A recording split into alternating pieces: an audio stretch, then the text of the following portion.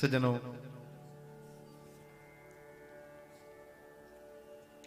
गोस्वामी तुलसीदास जी वंदना प्रकरण में सबकी वंदनाएं कर रहे हैं। जहां ब्राह्मणों की वंदना की है, संतों की वंदना की है, और संतों के बाद महाराज असंतों की वंदना की, खल की वंदना की है। आप जानते हैं खल किसको कहते हैं? खल कहते हैं, खल में देखिए, ध्यान से सुनना, 2 अक्षर हैं, ख ल। एक संत ने बहुत अच्छा इसका उदाहरण समझाया। खल कहते हैं जो खाए भी और लड़े भी, उसका नाम खल। तो किसी संत ने कहा यह अर्थ तो सही है, जो खाए भी और लड़े भी, पर इसमें एक चीज और जोड़ दो। बोले क्या? बोले जिसका खाए उसी से लड़े, उसका नाम खल। बहुत लोग होते हैं ना कि महाराज जब तक लड़ते नहीं है तब तक उनका भोजन नहीं पचता।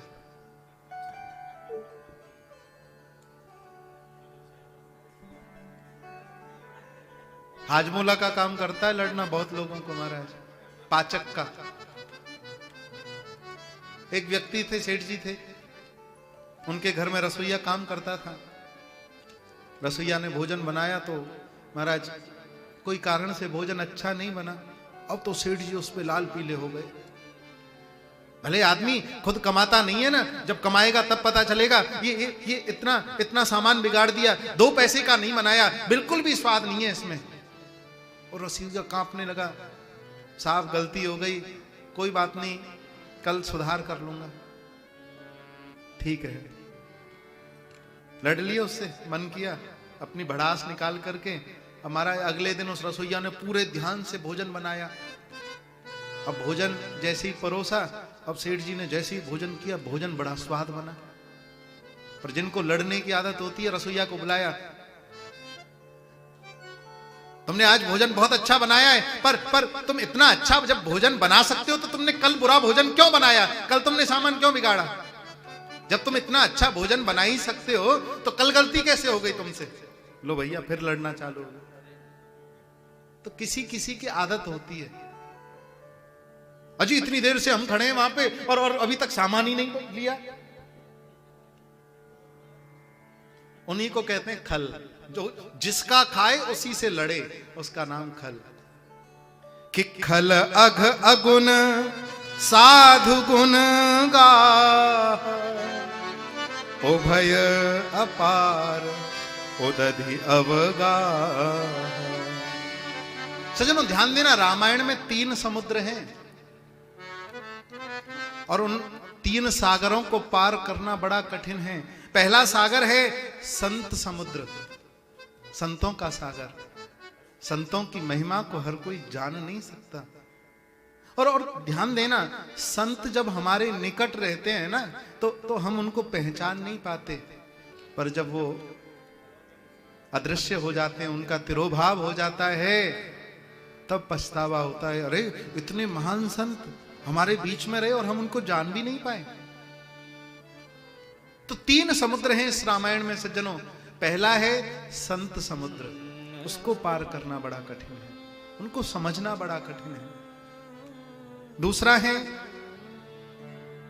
असंत समुद्र, जो दुष्ट लोग होते हैं, खल होते हैं, दुर्जन होते हैं, उनको भी समझना बड़ा कठिन होता है, उनको भी पार करना बड़ा कठिन है। और तीसरा है भगवंत समुद्र। संत समुद्र, असंत समुद्र और तीसरा भगवंत समुद्र। भगवंत समुद्र को भी, ठाकुर जी की लीला को भी समझना बड़ा कठिन है। पर यदि सच्चा भाव शरणागति का तुम्हारे हृदय में है तो भैया तुम समझ सकते हो। कि सोई जाने ताहि देहु जनाई, सोई जाने ताहि देहु जनाई, जान जानत तुम ही होई जाई। जानत तुम ही हुई जाई। जानत तुम ही होई जाई। ओ जानत तुम ही हुई जाई। उमा दारू जो सित की नाई। उमादार जो सित की नाई। सबही नचावत राम गोसाई। सबही नचावत राम गोसाई।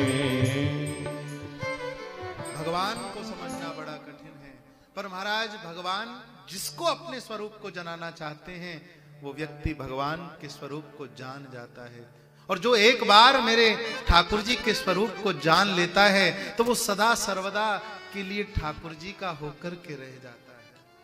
जानत तुम ही हो जाए।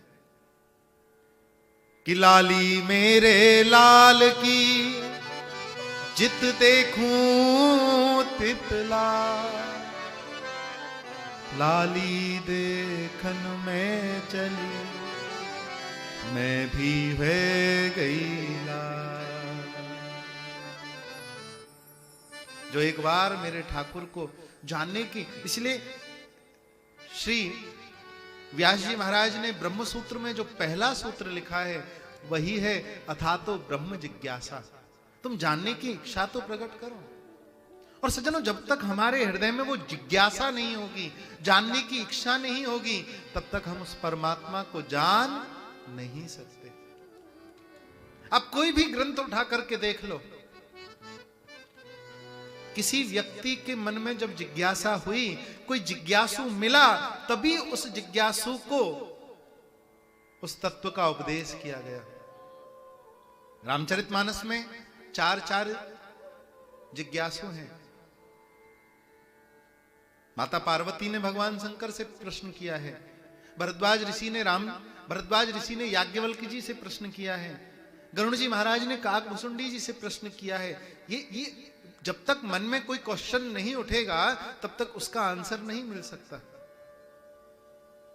पहले जानने की इच्छा प्रकट करो। और जानोगे कैसे? सत्संग से।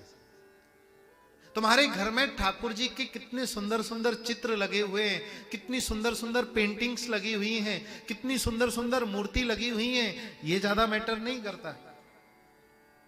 तुम्हारे घर में ठाकुर जी के ग्रंथ कितने रखे हुए हैं, ये ज्यादा जरूरी है। क्योंकि उस ग्रंथ के माध्यम से ही, उन पुराणों के माध्यम से ही तुम परमात्मा के स्वरूप को जान सकते हो। तुम्हारे घर में रामचरितमानस, भगवत गीता, श्रीमद् भागवत महापुराण, भक्तमाल कहां तक है? नित्य पाठ करना चाहिए। आज भगवान स्वयं कहते हैं,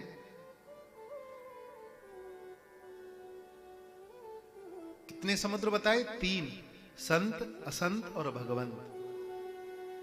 संतों के संदर्भ में भगवान स्वयं कहते हैं कि संत सदा अति प्यारे ऊधो मोहे। संत सदा अति प्यारे, जाकी महिमा वेद उचारे। ऊधो मोहे संत सदा अति प्यारे। कि मैं संतों के पीछे जाऊं। मैं संतों के पीछे जाऊं। जहां जहां संत सिधारे। जहां जहां संत सिधारे। संत सदा अति प्यारे। संत सदा प्यार। कि संत चरण रज अंग लगाऊं, संत चरण रज अंग लगाऊं, सो संगाती हमारे, सो संगाति हमारे। उधो मोहे संत सदा अति प्यारे, बुधो संत सदा अति प्यारे। सातव मोहे मैं जग देखा, और मोते अधिक संत कर लेखा। भगवान श्री राम नवधा भक्ति में माता सबरी को ये उपदेश कर, मैं अपने आप से ज्यादा संतों को मानता हूं।